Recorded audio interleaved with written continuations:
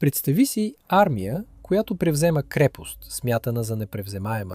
Армия, която поема най-тежките битки на цяла една война и ги печели. А след това, само за един месец, губи почти всичко. Звучи невъзможно, нали?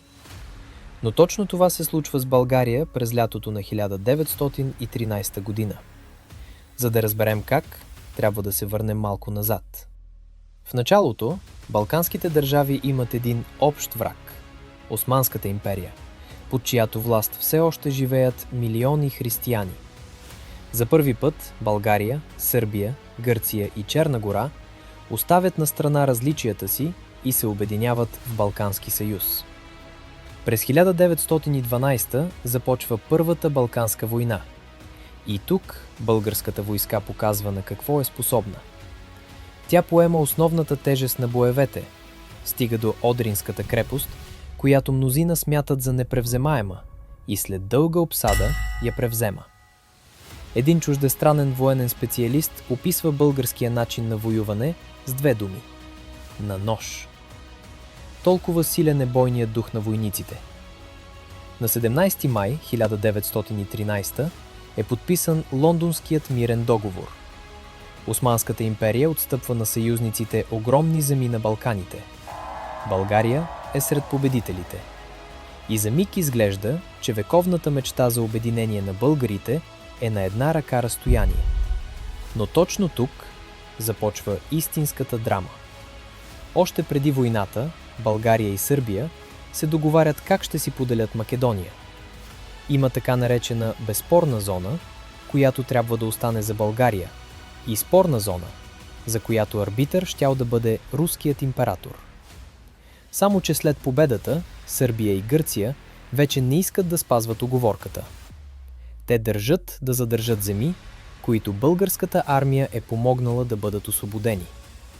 И тайно, на 19 май, двете държави сключват договор. Един срещу България. И тогава идва решението, за което историците спорят и до днес.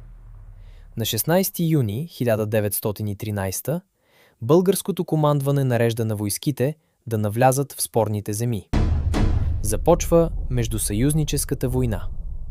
България, която допреди седмици се бие рамо до рамо със своите съюзници, вече воюва срещу тях. А след това всичко тръгва срещу нея. Румъния, която изобщо не е участвала във войната, открито поисква Южна Добруджа. Огромна румънска армия тръгва към София. И докато България гледа на север, от юг турски войски се връщат в оставената без защита Одринска Тракия. Същата онази земя, която българите бяха извоювали с толкова кръв. За броени седмици България се оказва във война с всички свои съседи едновременно. Срещу всички наведнъж, нито една армия не може да устои. България е принудена да иска мир. На 28 юли 1913 е подписан Букурештският договор. Сърбия и Гърция си разделят Македония. Румъния получава Южна Добруджа. А малко по-късно Османската империя си връща и Одринска Тракия. От всички мечти за обединение, за България остава само Пиринският край. Цената е страшна. 66 000 българи загиват. Над 100 000 са ранени. Цяло едно поколение е покосено. Само за един месец страната губи почти всичко, което беше спечелила с толкова жертви. Това поражение влиза в историята като Първата национална катастрофа. Балканските войни оставят един от най-трудните въпроси в българската история. Как е възможно армия, която побеждава на бойното поле, да загуби всичко на масата за преговори? Дали грешката е във военното решение да се нападнат вчерашните съюзници или в дипломацията, която оставя България сама срещу всички? Историците спорят и до днес. А ти как мислиш? Можеше ли България да постъпи различно през онова лято на 1913? Напиши отговора си в коментарите. Ако обичаш българската история, в БГ училище те чакат интерактивни игри, тестове и видеа по програмата на МОМ. До нови срещи с историята на България!